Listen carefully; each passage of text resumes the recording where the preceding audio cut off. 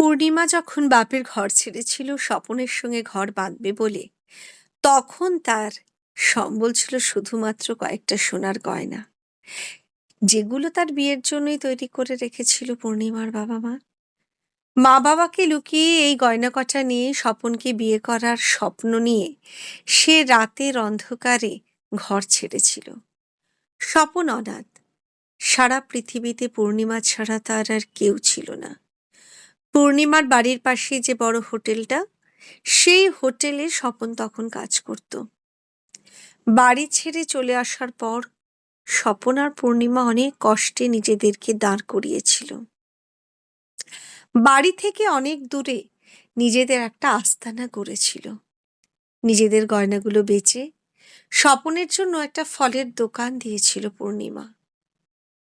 সেই ফলের দোকান থেকেই আস্তে আস্তে নিজেদের অবস্থার উন্নতি হয়েছিল। তাই তো টাকা পয়সা জমিয়ে একবার তারা পাড়ার অনেকের সঙ্গে পাহাড় ঘুরতে গিয়েছিল। তখন ওদের বড় মেয়েটি ওই বছর তিনেকের। পাহাড় থেকে ঘুরে আসার পরই পূর্ণিমা বুঝল সে আবার মা হতে চলেছে। দেখতে দেখতে তার ঘর আলো করে তাদের ছোট মেয়ের জন্ম হলো। পূর্ণিমা শখ করে মেয়ের নাম রাখলো তিস্তা। তিস্তা নদীর মতোই চঞ্চল তার ছোট মেয়ে।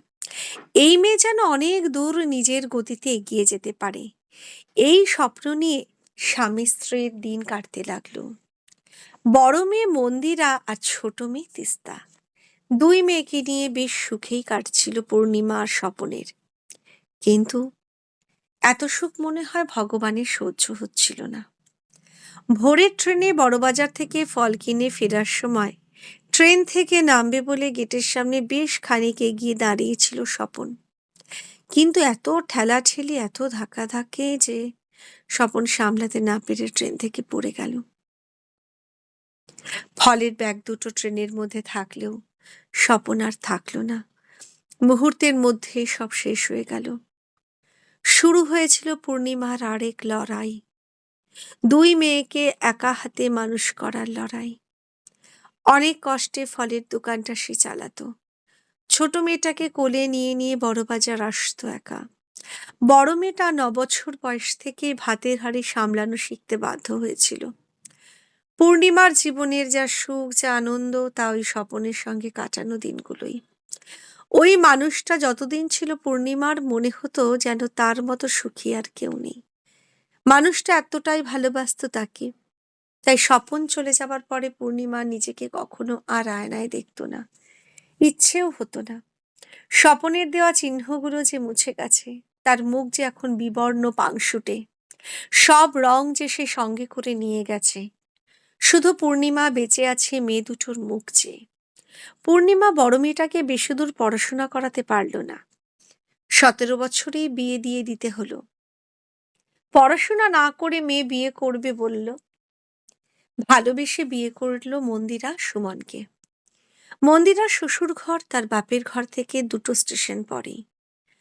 পূর্ণিমার মনে আফসোস অনেক থাকলেও এটুকু শান্তি যে সুমন ছেলেটার উপায় যতই কম হোক, সে সত্যিই তার মেয়েটাকে প্রাণের অধিক ভালোবাসে, যেমন এককালে স্বপন ভালোবাসত তাকে।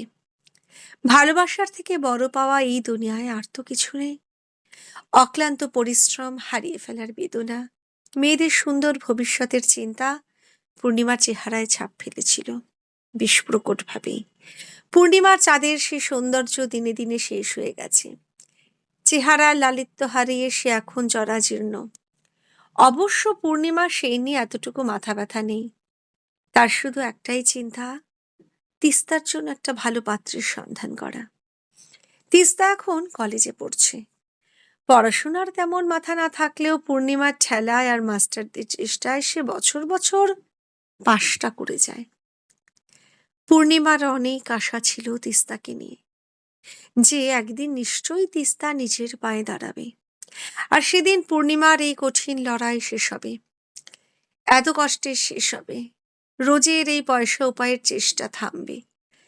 এমন একটা দিন আসবে যেদিন তিস্তা তার মাকে বলবে, আর তুমি ফলের দোকান খুলতে যাবে না, এখন থেকে তুমি বাড়িতেই থাকবে, আমার জন্য ভালো ভালো রান্না করবে আর নিজের মতো করে টিভি দেখে ঘুমিয়ে সময় কাটাবে। আমি যা উপার্জন করছি তাতে আমাদের দুজনের বেশ চলে যাবে। কিন্তু মেয়ের হাবভাব দেখে পূর্ণিমা বেশ ভালো করেই বুঝেছে সেদিনটা আসার নয়। তিস্তা তার মায়ের এত কষ্ট দেখেও নিজেকে বদলায় না। তার মধ্যে কোনো চেষ্টা নেই নিজের পায়ে দাঁড়াবার। পড়াশোনা ছাড়া আর বাকি সবেতেই মন। সাজগোজ, খাওয়া, ঘোরা, বন্ধু বান্ধব সব বেশ ভালোভাবেই চলছে মায়ের কষ্টার্জিত পয়সায়। তাই পূর্ণিমা খুব তাড়াতাড়ি তিস্তার বিয়ে দিতে চায়। তিস্তার জন্য সুপাত্রের সন্ধান করতে থাকে। কিছুদিনের মধ্যেই বেশ ভালো ঘরের সম্বন্ধ আসে তিস্তার জন্য। ছেলে হাই স্কুলের মাস্টার, শহরে বাড়ি, বাড়ির আর্থিক অবস্থাও খুব ভালো। বাবা ব্যাংকে চাকরি করেন, মা গৃহবধূ। দুই ছেলে। বড় ছেলের বিয়ে হয়ে একটা মাস্টারেকের ছেলে। ছোট ছেলে নিলয়ের জন্য সুন্দরী পাত্রের সন্ধান করছেন ওনারা। টাকা পয়সার দাবি সেরকম কিছু নেই। দাবি কিছু না থাকলেও দিতে তো অনেক কিছুই হয়। তিস্তাকে পছন্দ করে গেলে পূর্ণিমা উঠে পড়ে লাগে বিয়ের প্রস্তুতিতে। নিজের যতটুকু গয়না, যার স্বপন নতুন করে গড়িয়ে দিতে পেরেছিল, সব তিস্তার জন্য বের করলো। বড় মেয়ের বিয়েতে মেয়েকে খুব সামান্য কিছু গড়িয়ে দিয়েছিল সে নিজেই। মেয়েটার রোজের পড়ার মতো সামান্য একটু। কিন্তু ছোট মেয়ের এত বড় শ্বশুর ঘর, একটু ভালো না দিলে মেয়েটাকে কথা শুনতে হয় যদি। তাই নিজের জমানো যেখানে যা ছিল সব বের করে ধার দেনা করে তিস্তার বিয়ের খুব ভালো ব্যবস্থা করলো পূর্ণিমা। নিজের আত্মীয় বলে তেমন কেউ না থাকলেও পাড়া প্রতিবেশী আর ফলের দোকানের বাঁধা ক্রেতারা সবাই পূর্ণিমাকে সাহায্যের হাত বাড়িয়ে দিয়েছেন। চেয়ে চিনতে হলেও তিস্তার বিয়েটা খুব ঘটা করেই সম্পন্ন হয়েছে।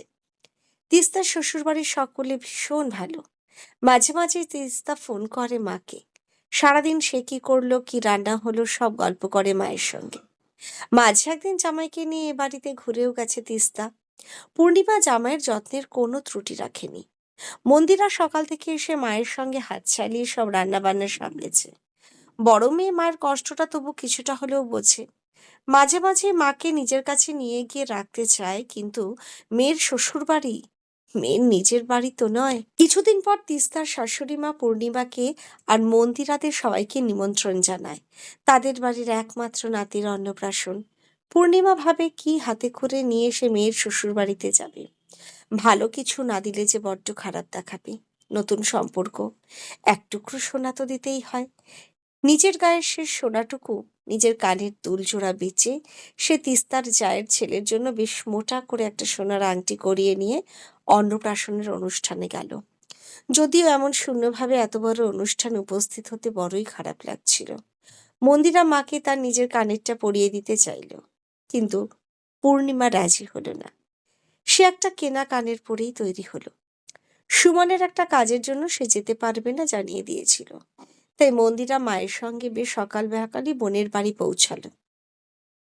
মেয়ের বাড়িতে পৌঁছে পূর্ণিমা বুঝলো মেয়ে তার সত্যিই সুখী। ওরা পৌঁছতেই তিস্তা ওদের নিজের ঘরে নিয়ে গিয়ে বসালো। পূর্ণিমা দেখলো তার ছোট মেয়ে আগের মতো আর নেই। সে যেন আরো সুন্দরী হয়ে উঠেছে। গা ভর্তি গয়না আর দামি শাড়িতে সে অপরূপা গর্বিতা। পূর্ণিমাদের হাতে শরবত দিয়ে গেল একটা কাজের বউ। তারপর তিস্তা শ্বশুর শাশুড়ি ঘরে এসে একবার দেখা করে গেলেন। জামাইকে কাছাকাছি কোথাও দেখতে পেল না পূর্ণিমা। হয়তো কোথাও বেরিয়েছে। পূর্ণিমা ভাবলো যাক, মেয়েটা আমার ভালো আছে, সুখে আছে। আর তো কিছু চাওয়ার ছিল না। কিছুক্ষণের মধ্যে তিস্তার জায়ের বাপের বাড়ির লোকজন এসে উপস্থিত হলো। তিস্তার জায়ের বাপের বাড়ি বেশ বড় লোক। জায়ের বোনেদের অবস্থা খুব ভালো। বোনের বরেরা সব সরকারি চাকুরে। তাছাড়া জায়ের বাবার বিশাল ব্যবসা। কিসের ব্যবসা অত খুঁটিয়ে অবশ্য জানা হয়নি পূর্ণিমার। তিস্তা নিজেই যতটুকু বলেছিল সেটুকু জানে সে। তারা সব আসতেই তিস্তা বেশ হাসি হাসি মুখ করে তাদের আপ্যায়নে ব্যস্ত হয়ে পড়ল। এখানে আসার পর থেকে পূর্ণিমারা ঘরের মধ্যেই বসে আছে, নিজেদের মধ্যেই কথা বলছে। মাঝে মাঝে তিস্তা এটা সেটা খাবার এনে ঘরের মধ্যেই দিয়ে যাচ্ছে। পূর্ণিমা বুঝলো তিস্তা তাদের ঘর থেকে বেরোনোটা ঠিক পছন্দ করছে না। একে একে তিস্তার শ্বশুর বাড়ির সব আত্মীয়রা আসতে লাগলো। সবার সঙ্গে পূর্ণিমাদের পরিচয় করানো তো দূরে দূরে, দেখা পর্যন্ত করতে দিচ্ছে না তিস্তা। শুধু বলছে ঘরেই বসো, বাইরে বেরিয়ে কি করবে। তুমি ওনাদের সঙ্গে আর কি বা কথা বলবে?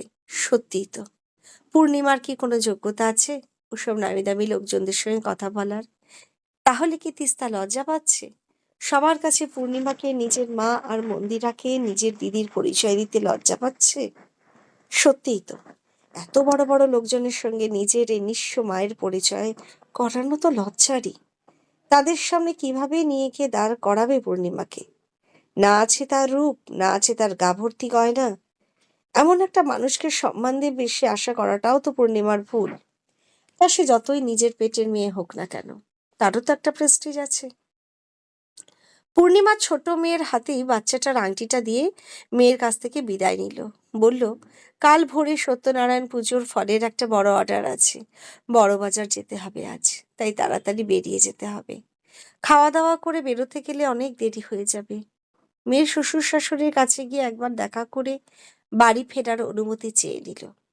তিস্তা ওদের আটকালো না, অন্যান্যদের নিয়েই মেতে রইল।